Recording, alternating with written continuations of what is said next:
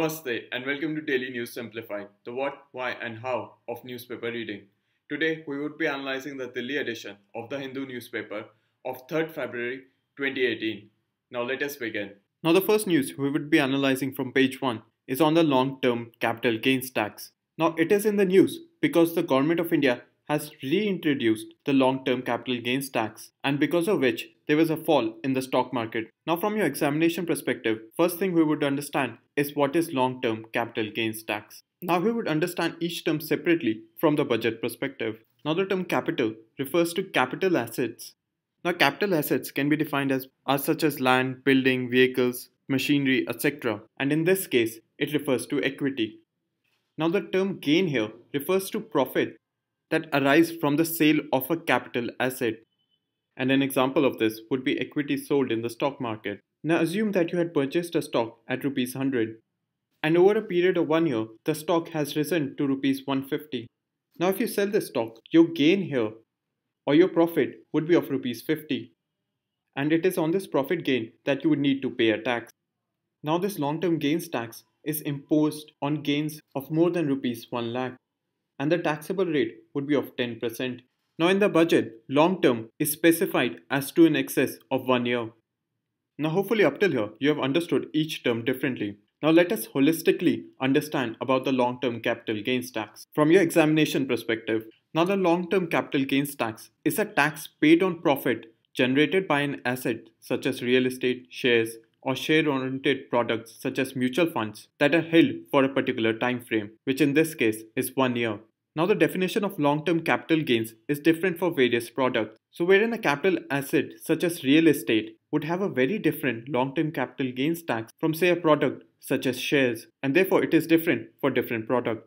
Now the Union Budget of 2018-19 has reintroduced long-term capital gains tax on stocks. Now stock investors will have to pay 10% on profit exceeding rupees 1 lakh made on the sale of a share or equity mutual fund schemes. Now the time frame for this is over 1 year. Now capital gain achieved by selling a stock in less than 1 year is taxed under a different system. Now there is one exemption to this. Now gains that have been made prior to 31st of January will be exempted. Now it means that let's say before 31st of January you had made a gain of rupees 50. And after that, you had made another gain of rupees 20 after 31st of January. Now this long-term gains tax would only be imposed on this rupees 20 and would not be imposed on the gains that have been made prior to 31st of January. Now the question is, why was it reintroduced? Now an answer to this question has been given on page 11 of today's newspaper.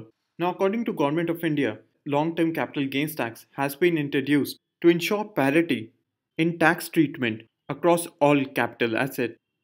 It means that there should not be any asset class such as of real estate, shares or share-oriented products such as mutual funds which do not have a taxation system while others do. And this is why the Government of India has introduced the long-term capital gains tax. Now hopefully up till here you have understood as to what is the long-term capital gains tax, why it has been introduced and what are its basic features. Now we move on to our next article. Now we have taken the article on Jallikattu from page 1 and it continues to page 8. Now let us first understand as to why is it in the news. Now the Supreme Court of India was already hearing a matter pertaining to Jallikattu and the state's right to preserve it under Article 29 Clause 1. Now in this ongoing case, the Supreme Court has referred the matter to a constitution bench. And the Supreme Court would decide whether the state of Tamil Nadu can claim Jallikattu as a cultural heritage under Article 29 Clause 1. Now let us understand about Article 29 Clause 1 on how it links with Jallikattu case. Now this has been covered in the January edition of the Focus magazine. Now let us understand this with the help of the Focus article itself. Now the Jallikattu issue has been made by Navid sir and is in the January edition of the Focus magazine. Now Jallikattu is a bull taming sport and is played as a cultural event in the state of Tamil Nadu. And similarly, many other states have such bull taming activities as a form of a cultural event. Now the Supreme Court in the year 2014 had banned the practice of Jallikattu. Now after that, the Supreme Court was looking whether a state can claim constitutional protection under Article 29 Clause 1. Now let us first understand about Article 29 Clause 1. Now Article 29 Clause 1 is a part of the fundamental rights and states that any section of the citizens residing in the territory of India having a distinct language, script or culture of its own shall have the right to conserve the same. Now this fundamental right is intended for the protection of interest of minorities. Now the question becomes that do states have a right under Article 29 Clause 1 to preserve a cultural practice as a fundamental right? But from this article and this section, understand two things. That Article 29 Clause 1 specifically designed for citizens and has three basic criteria: language, script or culture. And the Supreme Court would be deciding whether states have that right or not. Now let us wait for the verdict of the Supreme Court, and therefore we move on to our next article. Now we have taken the article on dust mitigation plan from page 5. Now let us first understand as to why is it in the news. Now the Environment Ministry has issued a dust mitigation plan under which it has made it mandatory for environment clearance to companies. Now hopefully up till here you have understood as to why is it in the news. Now let us understand as to what is meant by the dust mitigation plan. Now the guidelines under this plan. Now the first guideline under this plan is that roads leading to or at construction sites must be paved or blacktop. Now as you might have seen, the roads at construction sites are usually kacha roads, and when trucks ply on them, a lot of dust is thrown in the air, and therefore under this plan, the roads either have to be paved or blacktop. Now the second guideline is that no soil evacuation without adequate dust mitigation measures, meaning that when civic bodies or construction companies or any other entity digs up soil, they need to have adequate dust mitigation measures. Now the third point is water sprinkling system is mandatory. Now water when sprayed on soil or dust tightens it together and therefore reduces air dust pollution. Now the fourth point is the grinding and cutting of building materials in open areas is prohibited. Now hopefully up till here you have understood the guidelines under the dust mitigation plan. Now these standards were developed by the Central Pollution Control Board as part of the National Ambient Air Quality Standard. Now hopefully you have understood who has developed these standards and under what framework.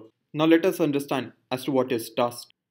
Now the dust is a generic term, and dust is a generic term for a vast mix of metals and non-metals. Now silicon, aluminium, titanium, manganese, copper, barium, antimony, selenium and zinc form a part of this. Now hopefully you have also understood as to what is meant by dust. Now in this section, from the prelims perspective, what is important to know as to what is dust mitigation plan, its guidelines, the guidelines of dust mitigation plan, and by whom it has been given, and under which framework. While from your mains perspective, the dust mitigation plan forms an answer on how to reduce air pollution or what measures can be taken to reduce air pollution. Now with this, we move on to our next article. Now we have taken this article from page 5. Now the first thing we would focus from this article is why is it in the news. The second aspect we would focus upon is what is floating treatment wetland. And the third and the final aspect that we would focus upon is what is hydroponic. But let us first understand as to where it is placed in the UPSC syllabus.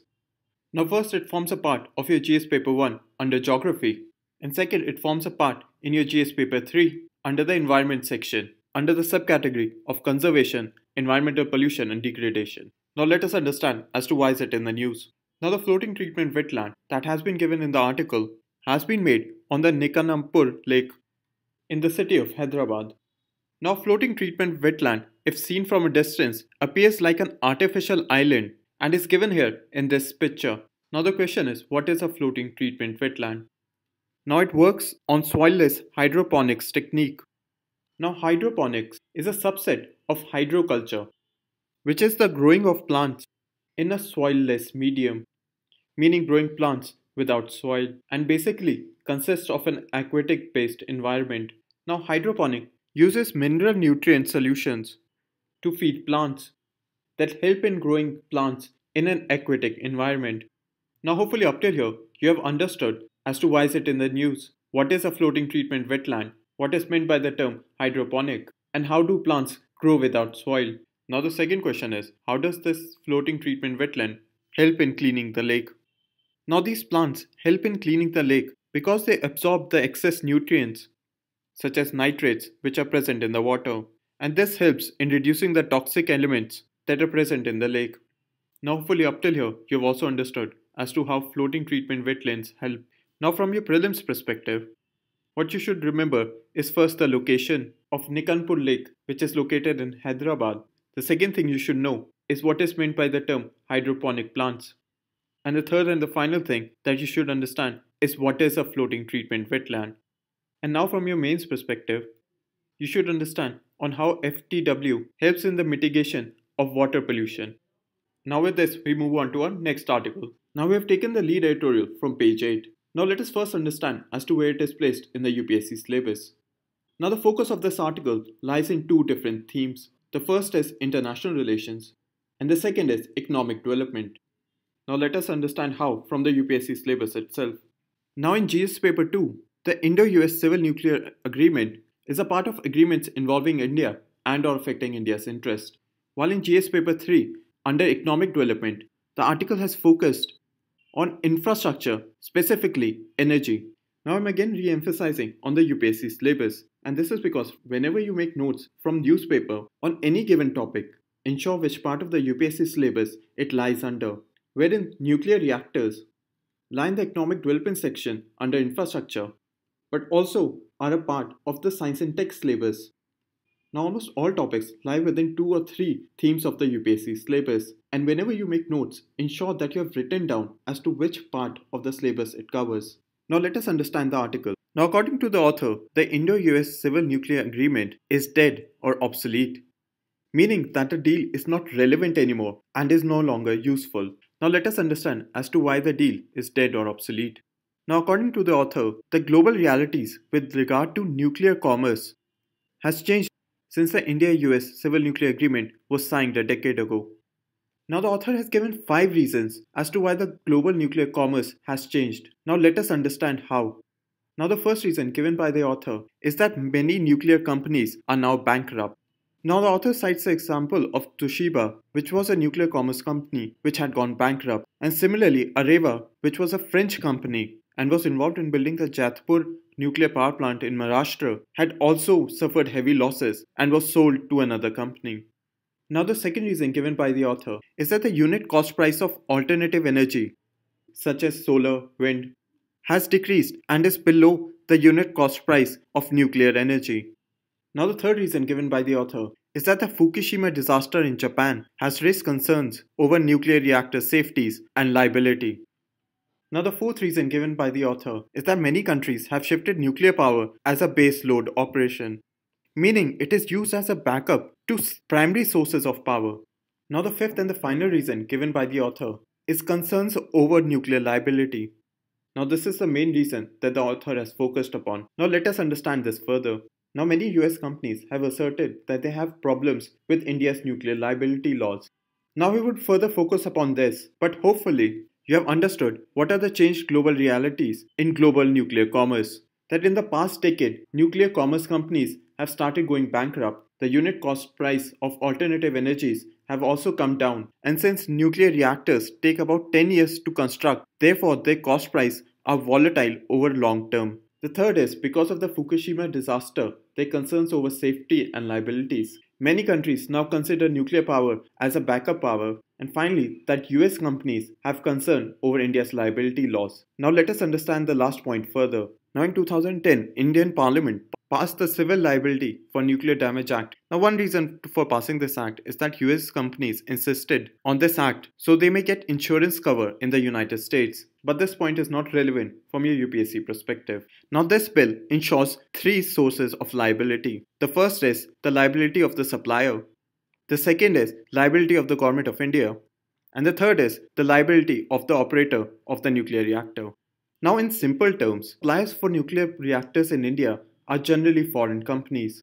And if a nuclear disaster happens at a reactor that they have supplied, the operator can only seek from rupees 100 crore to rupees 1500 crore depending upon the size of the reactor as compensatory liability. And beyond this, the liabilities will be covered by the Government of India and by the operator of that nuclear reactor. Now the operator of nuclear reactors in India is the Nuclear Power Corporation of India, which is a public company, and therefore any liability will be borne by the Government of India itself.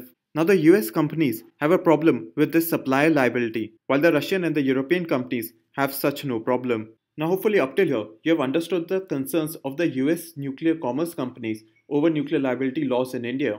And in simple terms, you also understand the Civil Liability for Nuclear Damage Act of 2010. Now the question is, what should be the future action? Now according to the author, the government of India should change foreign commercial nuclear policy according to the new global realities. And the India-US Civil Nuclear Agreement is a part of that foreign nuclear commerce policy that needs to be changed according to the new global realities. But now the second question that comes up because of this is how. Now the author does not answer this question as to how should the nuclear commerce policy be changed or what should be the new nuclear commerce policy. So therefore for now we need to understand on how the global nuclear commerce has changed in the new global realities. Now hopefully from this section, you have gotten to understand on how the India-US Civil Nuclear Agreement within this lead editorial forms a part of economic development section of your UPSC syllabus. Now we move on to the next article. Now the news on the Ayushman Bharat scheme has already been covered in yesterday's TNS, which has specifically focused upon the union budget, and you can refer to that video to further understand about this scheme. Now we move on to our next article. Now we have taken this news from page 11. Now what this article talks about is the recently announced scheme of KUSUM by the Government of India. Now let us further understand about this scheme. Now the Kisan Urja Suraksha Evam Utthan Mahabhiyan or KUSUM has four main features. Now the scheme intends to give farmers an option to sell additional power to the grid. Now how would this additional power be generated?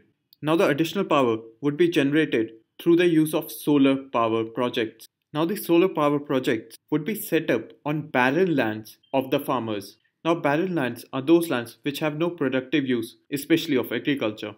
Now this scheme intends to provide an additional income to farmers. Now this additional income would be formed when the farmers that have set up solar power projects in a land that they own, and any additional power that has been generated from these solar power projects can be sold back to the electricity grid.